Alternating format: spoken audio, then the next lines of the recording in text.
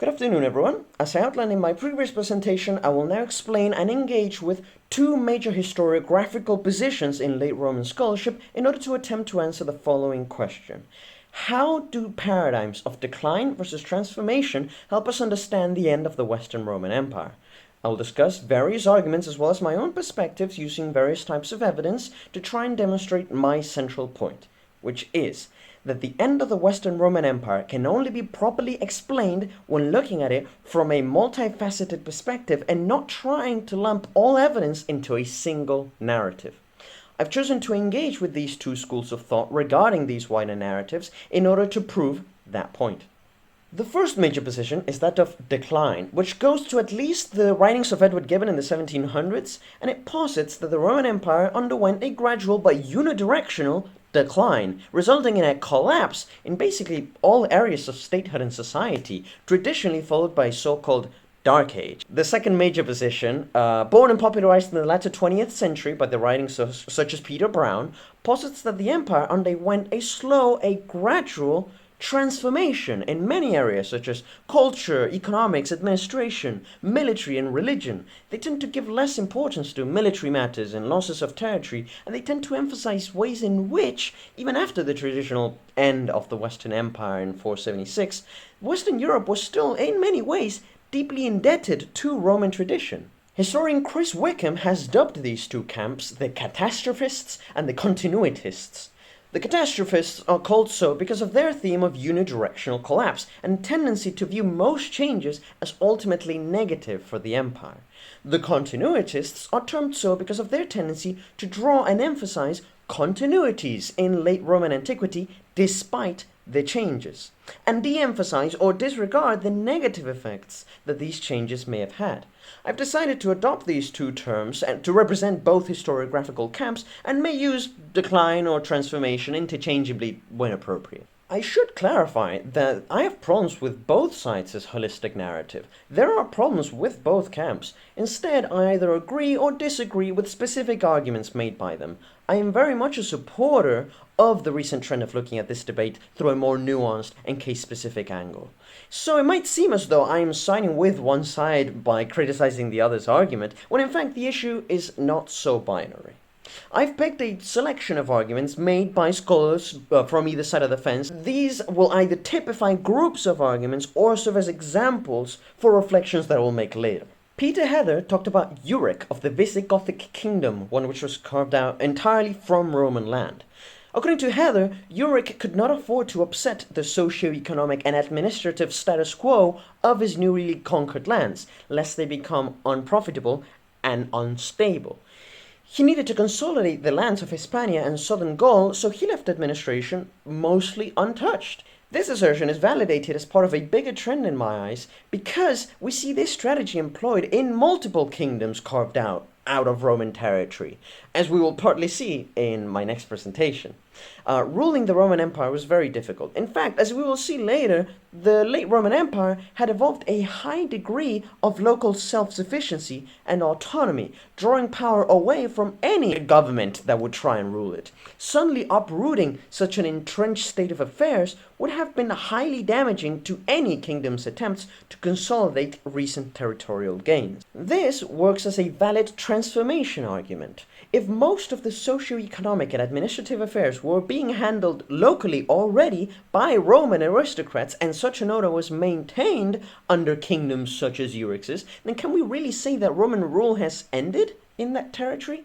In the same chapter, Heather preempts catastrophist rebuttals. He points out that other historians have argued for a, quote, fundamental lack of loyalty to the Roman state by the landowners in their readiness to negotiate and integrate into new kingdoms as status quos. He correctly points out that land cannot be moved, and on the approach of a new barbarian overlord with an army, they would have been faced with a decision. Either they lose their elite status as landowners or negotiate a deal with their new occupiers. Paulinus of Pella, living in southern Gaul, wrote grieving that his own sons had left him for the Visigothic court. Brian Ward Perkins argued in 2005 that the main factor for the fall of the Western Roman Empire was the barbarian migrations across the Rhine in 406 and 7, which led to many other problems for the imperial state down the line. It led to a territorial loss of cohesion, it led to several wars, it led to economic strain, to loss of revenue, all of which have been argued to contribute to the empire's end. These arguments align with the catastrophist camp, where foreign invasion and loss of territory is given a large role in the empire's fall. And they have a valid point here. The rapid loss of territory meant the loss of tax revenue, not to mention key resources like food supply from North Africa, which, coupled with various military defeats the army endured, demanding additional expenses from the treasury, all reduced the capacity of the state to impose terms and law by force of arms. As Esmond Cleary said, quote, "Without a Roman army, there could be no Roman Empire." Emperor Anthemius, in the 470s, was not able to provide his own son with the military resources to mount even a minor campaign in southern Gaul, resulting in the son's death. During much of Honorius' reign, semi-independent territories were allowed to exist within Roman territory ruled by the migrating tribes due to the empire's armies being insufficiently powerful to impose uniform Roman terms of administration. Whitby argues that the empire had always faced the issue of juggling manpower from different fronts. However, what it faced in the 5th century was unprecedented, perhaps aside from the 3rd century crisis. The transformation camp has often emphasized the continuities found in law codes. Barnish et al. Have utilized the Varii, a collection of letters and documents from Cassiodorus, who worked within the Ostrogothic government in Italy. His Varii describe a law code maintaining most characteristics and aspects from the imperial Roman law code. Lippershutz raises a similar point by using a law code instituted by Alaric II of the Visigothic kingdom, the successor of Euric. What they're trying to argue here with this evidence is that there is so much legal continuity between the imperial and barbarian administration, it is disingenuous to say that the Roman Empire has truly ended in these territories. People might as well be living still under imperial administration, just with a couple few reforms. I have serious epistemic problems with this approach. As Barnish et al. Point out, showing continuity was likely the main propagandistic goal of these law codes. They were trying to style themselves as a continuation of Roman imperial administration. Showing continuity with the Roman Empire was not only a good way to build cooperation and compliance amongst the ruled, but it was also a good legitimator abroad. We have no way of knowing if these laws sent in letters abroad were actually kept to, or what administration actually looked like on the ground. In short, given the intent and possible advantages, these law codes are not particularly strong evidence to argue continuity when used on their own. There is key information missing about how administration actually played out. A modern example might be someone assuming that the Soviet Union had free and fair elections just based off reading the Soviet Constitution. A final note on this front is that Charles Edwards raises the valid point that historians have specifically sought out continuities to imperial law when looking at the Western kingdoms. So the magnitude of these continuities should not be overemphasized either. I will now bring the spotlight back to Peter Heather, who has made two quite unconvincing, in my opinion, consecutive arguments that would well fall under the catastrophist camp. The common denominator between these two is that certain leading individuals in the 5th century, so the period that we're discussing, already thought of the Western Empire as declined, lost, and fallen. He first talks about Gundobad, a prince of the Burgundian kingdom in southeastern Gaul, who had been working under various governments in Italy. When Emperor Glycerius died, he could have pressed his influential position to maybe back a claimant and put a puppet emperor on the throne, or maybe become emperor himself, but instead he responded to this succession crisis by leaving for the Burgundian kingdom with his 3 brothers and maybe becoming king there. Heather argues that this event serves as proof par excellence of the empire's erosion. As in, why did he essentially give up the prize to go and be in his kingdom? I very much disagree with this interpretation and propose that not only does it not serve as significant evidence of a catastrophist argument, I wonder whether Gundobad would have reacted any differently if the empire had been at its geopolitical peak when it entered the succession crisis. After all, the more likely option was that he would end up dead. This argument relies too much on a very circumstantial event with a lot of missing information. Heather's second argument regards the peace treaty signed by the Eastern Emperor with the Vandal Kingdom after the failed invasion of North Africa. So, both empires had poured a lot of resources into a massive invasion of North Africa that would help the West recover a lot of its most valuable territories. The invasion failed and the West went into political squabbling, and after the failure of the invasion, the Eastern Emperor signed a peace with Vandal King Gaiseric in the year 474. Heather argues that this constitutes the East giving up on ever reviving the West, instead of simply a temporary peace while the West got its act together. It is much more likely that the court in Constantinople simply wanted to wait for a clear winner to come out on top on the West before reopening aid to them.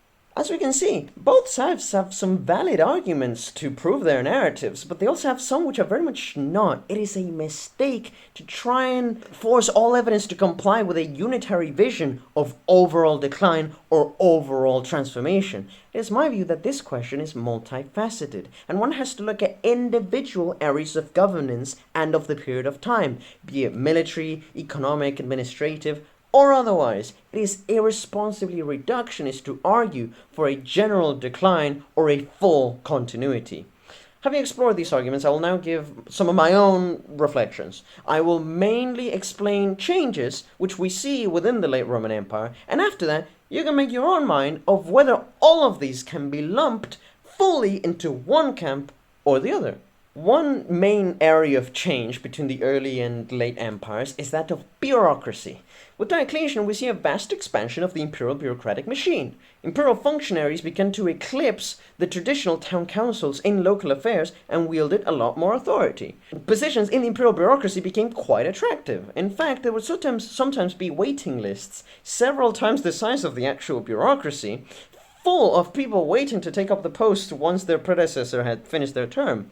Many notables would sign up their newborns to these lists to secure them a place in the bureaucracy when they were grown. Michael McCormick shed light on the fact that such an expansion saw the formation of bureaucratic factions, which often feud amongst each other for jurisdiction, power, and preeminence. They would fiercely defend these too, often even from the emperor himself.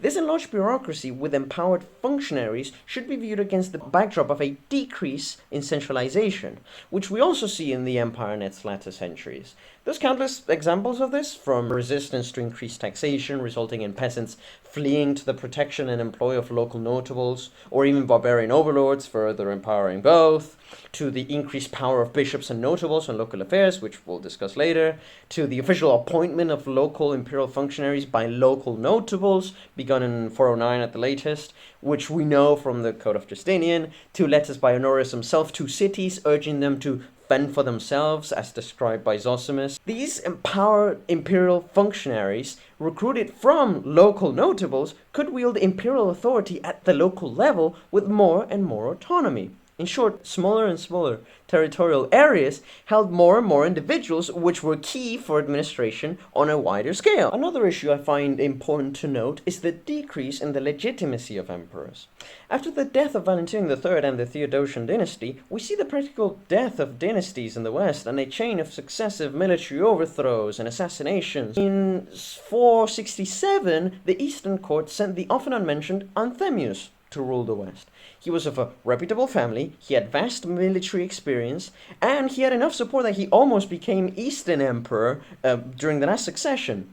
He was a solid attempt by both the Eastern and Western courts to restore the West. Even if Anthemius was the most legitimacy the West saw in an emperor after Valentinian III, there were still detractors, such as Arvandus, who, writing to Euric, supposedly referred disparagingly to Anthemius as that Greek emperor. Not to mention the fact that Anthemius lost most of his backing when the long-planned invasion of Vandal North Africa failed spectacularly. As Jonathan Conant says in his book about the Vandal kingdom, legitimacy is in the eye of the beholder. Contrary to past affirmations, the Western Empire did not fall due to a long economic crisis spanning from the 4th century to the 5th. In fact, newer evidence shows an increase in agricultural production in most regions of the empire from the 3rd century down to the 6th. Agriculture was the economic backbone of the empire. And in terms of raw production, we see an increase in this time period. In fact, in some areas, it registers a level of maximum production during this time, not minimum. At face value, we would look at this evidence and say that the Roman economy was doing quite well from a strictly productive standpoint. However, I would posit a question, one with no clear answer, one that prevents this evidence from being used exclusively by one camp or the other. Do we see this increase because of simple affluence and environmental factors? Or did the aforementioned increase in localization and self-sufficiency push regions to maintain themselves and be more independent from the increasingly unstable trade the empire once facilitated?